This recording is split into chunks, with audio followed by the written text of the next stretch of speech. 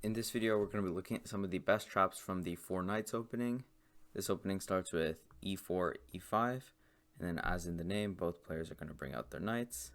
We're going to be looking at the bishop e5 line, in which black responds with knight d4 to, of course, try and trade off the bishop.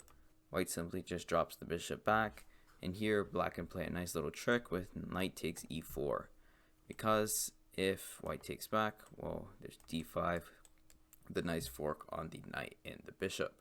White may notice this, and instead, after knight takes e4, they can play bishop takes f7, and now there's no d5, and the king is pretty exposed.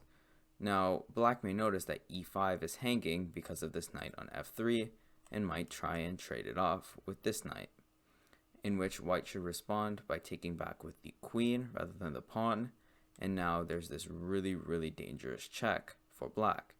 If the king runs like in the corner, for example, then knight g5 is completely winning. The computer puts this position as like plus 8.8.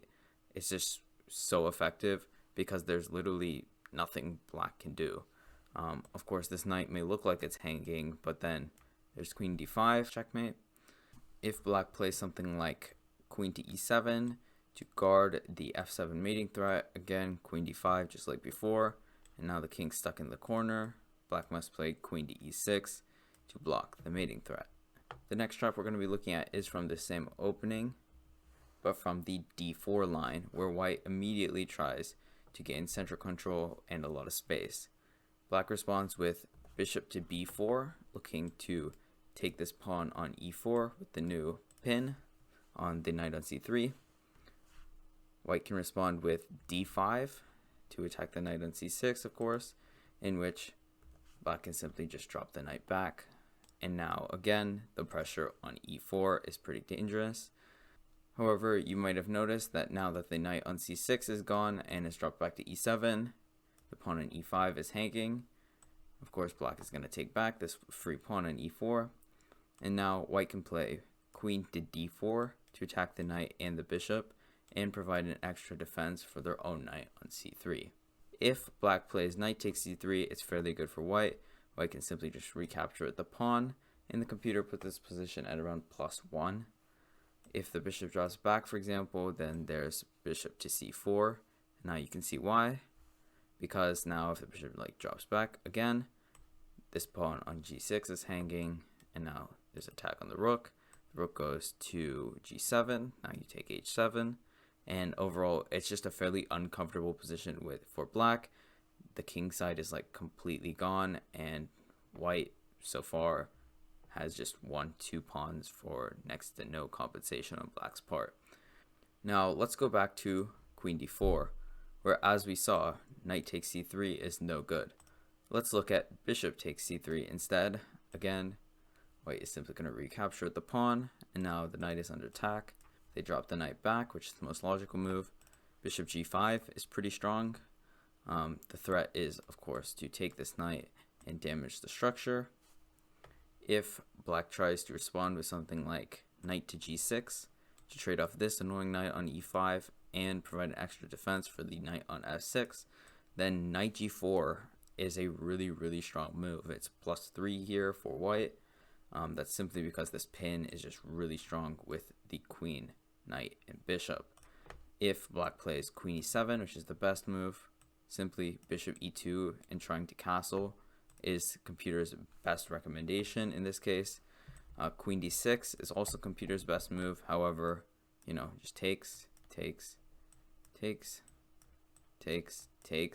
and now this bishop is really annoying if they try and castle. Again, this is all the computer's best move.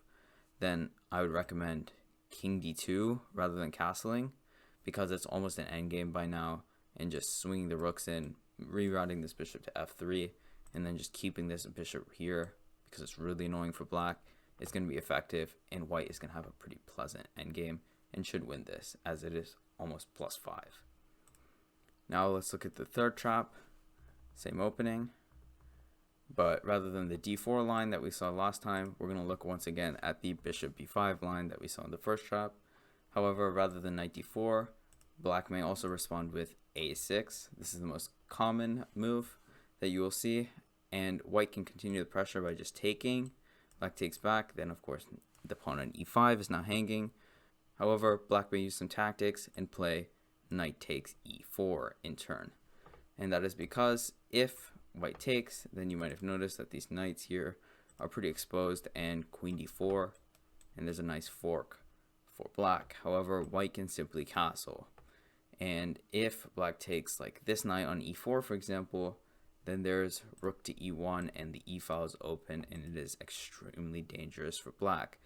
If black plays something like queen d4, just going back, it's plus 12 here because of knight to c6 with the discovered attack on the king, and the knight is now attacking the queen.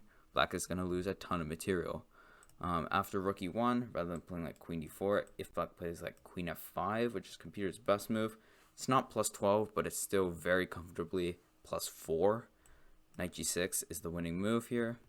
Same discovery as before, but it's not an attack on the queen, simply just an attack on the rook. If black blocks, then of course just pick up the rook, and it's very, very good for white. Now let's go way back. After queen d4 and castles, we saw the line where black takes the knight on e4. However, what if they take the knight on e5? After all, both are hanging, right?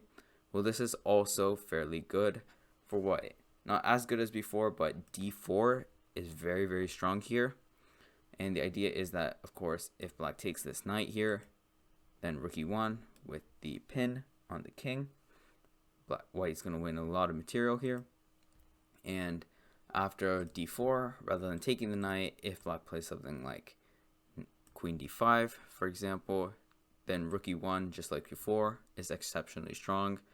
That is simply because this e file is just too dangerous. If they block with the bishop, for example, then bishop g5 is the best move here, and it's very comfortable just cutting off the queenside castling for black, and then probably something like c3 to reinforce the pawn is pretty good, as well as knight to c3, dropping the knight back to attack the queen in turn, and then hopefully white will try and push in the future with d4 or f4, f5 to take advantage of this e file. I hope you guys enjoyed today's video on the top 3 chops from the 4 Knights opening. Thanks for watching.